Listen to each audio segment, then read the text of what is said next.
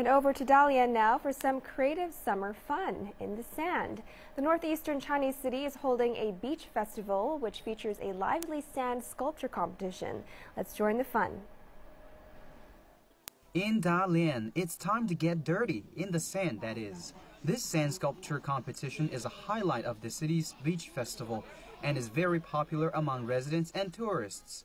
This year, 300 people are taking part in the event, which requires them to finish a sculpture that is at least 1.5 meters high.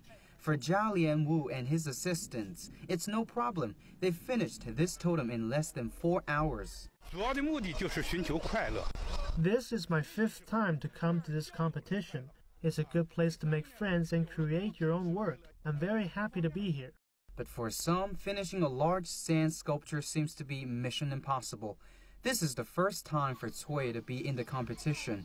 She was planning to make a sand cake with her son, but as the clock counts down, she has little hope of finishing it. Although we can't complete our work, it's still great fun for us, and that's enough. Summer's winding down, so head on over to Dalian's Beach Festival, which continues until Saturday.